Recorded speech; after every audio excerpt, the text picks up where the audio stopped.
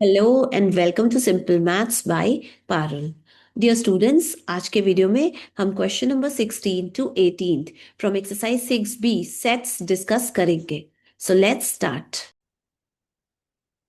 Now question number 6, set A, set B and set C roster form में given है। हमें first and second part show करना है। First part है A union B union C is equals to A union B union C। इस property को associative property बोलते हैं। एसोसिएटिव प्रॉपर्टी में सेट्स के पोजीशन एंड ऑपरेशन सेम रहते हैं। चेंज क्या होता है? ओनली ग्रुप चेंज होता है। देखिए, एलएचएस एंड आरएचएस में सेट्स के पोजीशन सेम है।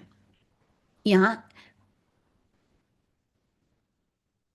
एंड ऑपरेशन भी सेम है, दो बार यूनियन है, सब कुछ सेम है, बट चेंज क्या हुआ? ये ब्रैकेट चेंज हो गया। यहाँ पे ए यूनियन बी का ग्रुप बना हुआ है एंड यहाँ बी यूनियन सी का ग्रुप बना हुआ है। तो इस प्रॉपर्टी को बोलते हैं एसोसिएटिव प्रॉपर्टी। हमें इसी को वेरीफाई करना है। दैट मीन्स हमें शो करना है कि L H S is equals to R H S. L H S है A union B union C. L H S की वैल्यू फाइंड आउट करेंगे। सबसे पहले ए यूनियन बी की वैल्यू फाइंड आउट करें। तो इस यूनियन सेट के एलिमेंट्स हो जाएंगे सेट ए के सारे एलिमेंट्स एंड सेट बी के सारे एलिमेंट्स। सेट ए के एलिमेंट्स हैं 0 1 2 4 5, तो यूनियन सेट में लिख देंगे। सेट बी के एलिमेंट्स हैं 0 2 4 6 8, तो ये सारे भी यूनियन सेट में लिख देंगे। 0 ऑलरेडी बन गया है, दोबारा रिपीट नहीं करेंगे। 2 भी ऑलरेडी बन चुका है सेट का एलिमेंट, तो रिपीट नहीं करेंगे। 4 भी ऑलरेडी बन, 4 भी रिपीट नहीं करेंगे। बचा 6 एंड 8, तो 6 एंड 8 लिख देंगे। सेट ए यूनियन बी निकल के आ गया, तो इस ए यूनियन बी के प्लेस पे ये सेट लिख देंगे। अब ये यूनियन सिंबल यहाँ आ जाएगा। अब फिर इस सी के प्लेस पे पूरा सेट सी लिख देंगे। अब देखिए, हमें इन दोनों सेट्स का यूनियन फाइंड आउट करना है। जो यूनियन सेट होगा उसमें इस सेट के भी सारे एलिमेंट्स होंगे एंड इस सेट के भी सारे एलिमेंट्स होंगे। तो इस सेट के सारे एलिमेंट्स यहाँ लिख देते हैं एंड इस सेट के भी एलिमेंट्स लिख देते हैं। इस सेट के एलिमेंट्स हैं 0, तो 0 रिपीट नहीं करेंगे। 3, तो यहाँ 3 लिख देंगे। फिर 6 ऑलरेडी बन चुका है, तो रिपीट नहीं करेंगे। फिर है 9, तो 9 लिख देंगे। ये हमारा यूनियन सेट हो गया। ये निकल के आ गया LHS। अब RHS से हमारा A union B union C, इसकी वैल्यू हम फाइंड आउट करेंगे। सबसे पहले B union C find out करते हैं। इस यूनियन सेट के एलिमेंट्स हो जाएंगे सारे सेट B के एलिमेंट्स एंड सारे सेट C के एलिमेंट्स। सेट B के एलिमेंट्स है ये सारे 0 2 4 6 8। सेट C के एलिमेंट्स है 0 3 6 9, तो 0 ऑलरेडी यहाँ पे एलिमेंट बन चुका है, तो रिपीट नहीं करेंगे। 3 लिखेंगे। 6 6 भी यहाँ इस सेट का एलिमेंट बन चुका है, तो रिपीट नहीं करेंगे एंड फिर 9 लिख देंगे। तो ये निकल के आया B यूनियन C।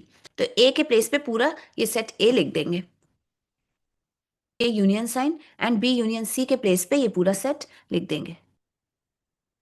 अब हमें इन दोनों सेट्स का यूनियन फाइंड आउट करना है। इस यूनियन सेट के एलिमेंट्स होंगे इन दोनों सेट्स के सारे एलिमेंट्स। 0 1 2 4 5, फिर इस सेट के एलिमेंट्स हैं 0 2 4 6 8 3 9, तो 0 तो ऑलरेडी बन चुका है, दोबारा रिपीट नहीं करेंगे।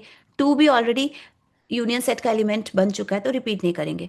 सिमिलरली 4 भी रिपीट नहीं करेंगे। आगे बचा 6 8 3 9, तो 6 8 3 9 लिख देंगे। तो ये RHS निकल के आ गया। ये क्लियर है कि इस LHS के एलिमेंट्स इस RHS के एलिमेंट्स के बिल्कुल एग्जैक्टली इक्वल है, इसलिए हम कह सकते हैं कि LHS is equals to RHS। Associative property verify हो गई। हमें यही शो करना था। सेकेंड पार्ट सॉल्व करते हैं। A intersection B intersection C equals to A intersection B intersection C। ये दोनों एक्सप्रेशंस इक्वल है, हमें ये शो करना है।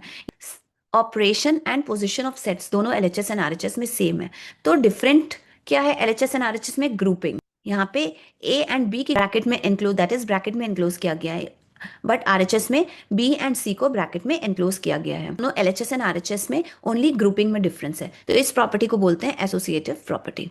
अगर ये दोनों LHS RHS इक्वल हो जाएंगे, तो हम कहेंगे कि intersection of sets associative property show करता है। तो हमें ये शो करना है कि LHS जो है वो RHS के इक्वल है। LHS लेते हैं A intersection B intersection C। इसके लिए हमें A इंटरसेक्शन B की वैल्यू फाइंड आउट करते हैं। ये इंटरसेक्शन सेट है set A and set B का, तो इन दोनों सेट्स A एंड B के कॉमन एलिमेंट्स इस इंटरसेक्शन सेट के एलिमेंट बन जाएंगे। तो सेट A के एलिमेंट्स हैं सेट ए के एलिमेंट्स हैं ये सारे, सेट बी के एलिमेंट्स हैं ये सारे, इन दोनों में कॉमन एलिमेंट्स है 0, 2, 4।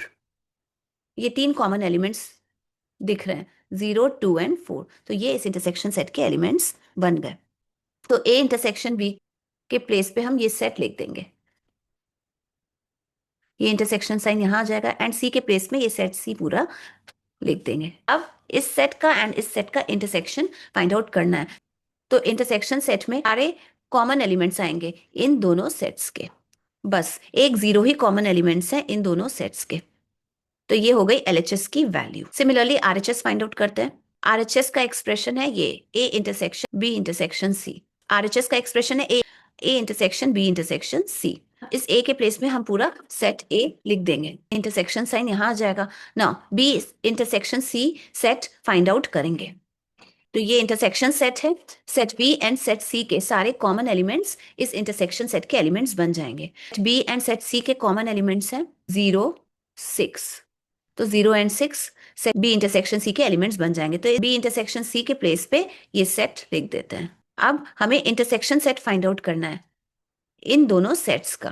तो इन दोनों सेट के कॉमन एलिमेंट्स इंटरसेक्शन सेट के एलिमेंट बन जाएंगे। तो कॉमन एलिमेंट ओनली 0 है। हमने शो कर दिया कि LHS is equals to RHS, यही हमें शो करना था। Question number 17th, set A set builder form में गिवन है, सेट बी रोस्टर फॉर्म में गिवन है and set C set builder form में गिवन है। हमें इन चार एक्सप्रेशंस की वैल्यू फाइंड आउट करनी है। सबसे पहले हम तीनों sets set A set B and set C को इनके रोस्टर फॉर्म में एक्सप्रेस कर दें। तो सेट ए के एलिमेंट्स हैं सारे x such that x is the element of whole number and x is greater than 5 and less than 10।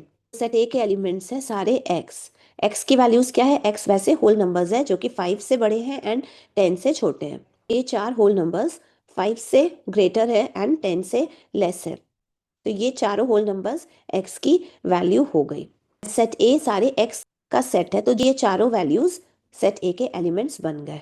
Set B तो रोस्टर फॉर्म में गिवन है ही, यहाँ पे सेट बी लिख देते हैं। सेट सी के एलिमेंट्स हैं सारे x such that x is equals to 2n where n is the element of natural numbers and n is less than equals to 4।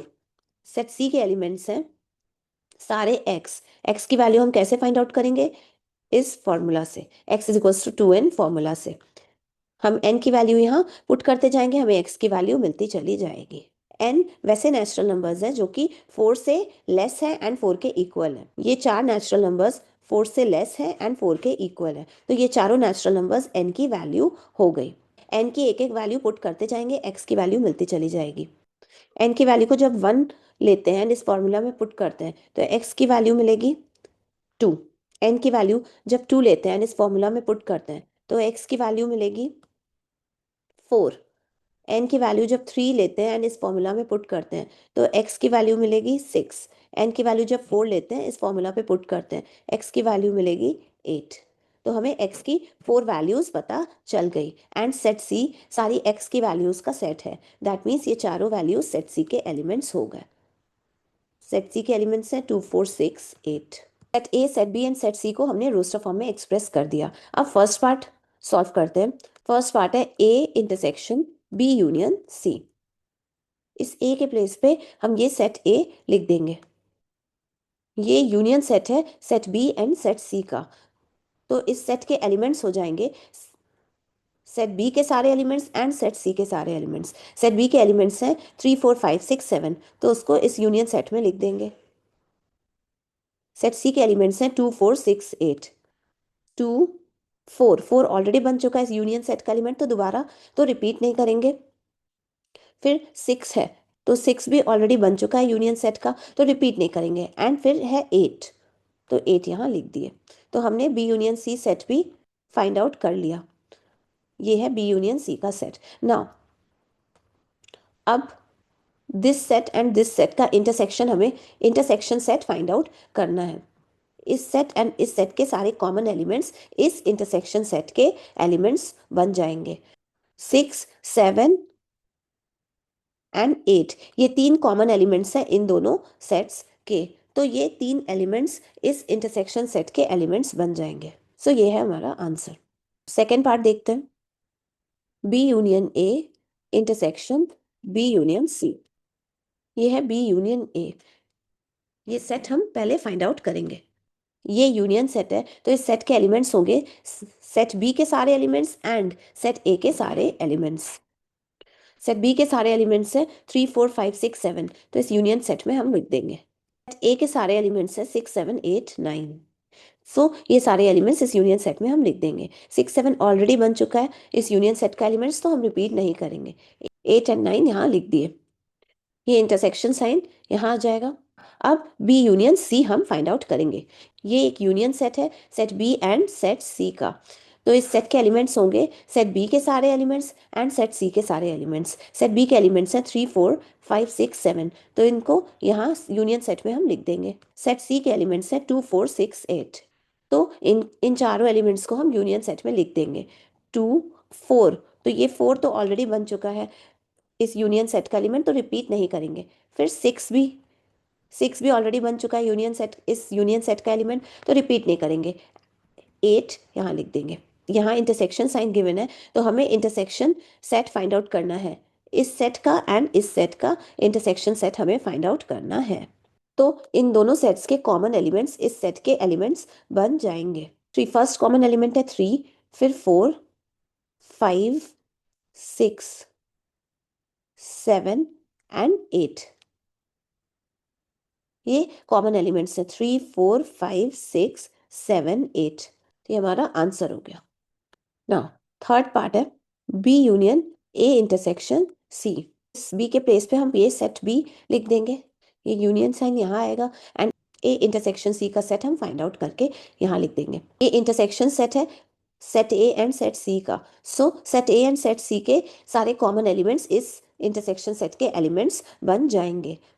Set A के एलिमेंट्स है 6 7 8 9, set C के elements हैं 2 4 6 8। तो दोनों में कॉमन एलिमेंट्स हुए 6 and 8, दोनों इस इंटरसेक्शन सेट के एलिमेंट्स बन गए। अब हमें यूनियन सेट फाइंड आउट करना है इस सेट का एंड इस सेट का। तो ये है यूनियन सेट। इस सेट के एलिमेंट्स, इन दोनों सेट्स के सारे एलिमेंट्स एक साथ इस सेट के एलिमेंट्स बन जाएंगे। सो इस सेट के एलिमेंट है 3 4 5 6 7 एंड इस सेट के एलिमेंट है 6 8। 6 ऑलरेडी बन चुका है, तो हम दोबारा रिपीट नहीं करेंगे। 8 यहाँ लिख देंगे। आंसर हो गया। फोर्थ पार्ट देखते हैं। A intersection B union A intersection C. ये इंटरसेक्शन सेट है। इस सेट के एलिमेंट्स हो जाएंगे set A and set B के कॉमन एलिमेंट्स। सेट ए के एलिमेंट्स हैं ये सारे, सेट बी के एलिमेंट्स हैं ये सारे। इन दोनों में कॉमन एलिमेंट्स हैं 6 एंड 7, सो वो इस इंटरसेक्शन सेट के एलिमेंट्स बन गए ना। ये यूनियन का साइन यहाँ लिख देंगे। अगेन ये इंटरसेक्शन सेट है set A and set C का। इस इंटरसेक्शन सेट के एलिमेंट्स सारे set A and set C के कॉमन एलिमेंट्स बन जाएंगे। सो ये है सेट ए के एलिमेंट्स, ये है सेट सी के एलिमेंट्स। तो इन दोनों में कॉमन एलिमेंट्स हुए 6 8 ना। ये यूनियन सेट है इस सेट का एंड इस सेट का। इन दोनों सेट्स के सारे एलिमेंट्स इस यूनियन सेट के एलिमेंट बन जाएंगे। सो 6 7 8 इस यूनियन सेट के एलिमेंट्स हैं। ये है हमारा answer. Question number 18, set P के एलिमेंट्स है फैक्टर्स ऑफ 36, सेट Q के एलिमेंट्स गिवन है फैक्टर्स ऑफ 48। हमें P union Q, P intersection Q, Q minus P and P complement intersection Q find out करना है। सबसे पहले set P and set Q के एलिमेंट्स फाइंड आउट करेंगे। जितने भी 36 के फैक्टर्स हैं वो सारे फैक्टर्स सेट P के एलिमेंट्स हैं। सो हम फैक्टर्स फाइंड आउट करते हैं 36 के। क्या 1 होगा 36 का फैक्टर? डेफिनेटली, बिकॉज 36 1 से कंप्लीटली डिविजिबल है, तो 1 हो गया इसका एक फैक्टर। 2 से भी 36 एग्जैक्टली डिविजिबल है, तो 2 भी फैक्टर होगा 36 का। फिर 36 3 से भी डिविजिबल है, तो 3 फैक्टर बन गया 36 का। 4 से भी डिविजिबल है 36, तो 4 हो गया इसका फैक्टर। ठीक है। फिर 5 से क्या डिविजिबल है 36? नहीं, तो 5 इसका फैक्टर नहीं होगा। क्या 36 6 से कंप्लीटली डिविजिबल है? डेफिनेटली 6 से भी कंप्लीटली डिविजिबल है 36, तो 6 हो गया नेक्स्ट फैक्टर। फिर 7 से नहीं है डिविजिबल, 8 से 36 डिविजिबल नहीं है, सीधा 9 से 36 एग्जैक्टली डिविजिबल है, तो 9 हो गया इसका फैक्टर। सीधा 12 से डिविजिबल है 36, तो 12 बन गया इसका नेक्स्ट फैक्टर। 12 के बाद सीधा 18 होगा 36 का फैक्टर। 18 के बाद सीधा 36 होगा इस 36 का फैक्टर, बिकॉज ये 36 इस 36 से कंप्लीटली डिविजिबल होता है, तो 36 हो जाएगा फैक्टर। ठीक है, तो ये सारे फैक्टर्स हो गए 36 के। एंड सेट पी सारे फैक्टर्स का सेट है, दैट मीन्स सेट पी के एलिमेंट्स हो गए ये सारे फैक्टर्स। तो ये सारे फैक्टर्स सेट पी के एलिमेंट्स बन जाएंगे ना। सेट क्यू के एलिमेंट्स हैं सारे 48 के फैक्टर्स। तो 48 के कौन कौन से फैक्टर्स हो गए? 1 48 को एग्जैक्टली डिवाइड करेगा तो 1 हो गया। फिर 48 2 से भी एग्जैक्टली डिविजिबल है तो 2 हो गया इसका सेकंड फैक्टर। 3 से भी ये 48 डिविजिबल है तो 3 भी हो गया इसका फैक्टर। 4 से भी डिविजिबल है ये 48 तो 4 हो गया इसका फैक्टर। 6 से डिविजिबल है 48 कंप्लीटली तो 6 हो गया इसका फैक्टर। 8 से 7 से तो नहीं है 48 डिविजिबल, 8 से डिविजिबल है तो 8 हो गया इसका फैक्टर। अब सीधा 12 से डिविजिबल है तो 12 हो जाएगा इसका फैक्टर।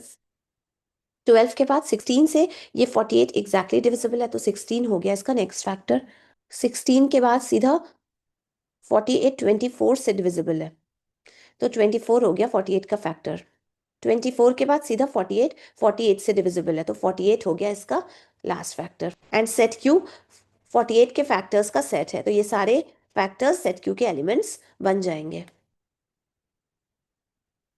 ना। अब फर्स्ट पार्ट देखते हैं, P यूनियन Q। हमें P यूनियन Q की वैल्यू फाइंड आउट करनी है।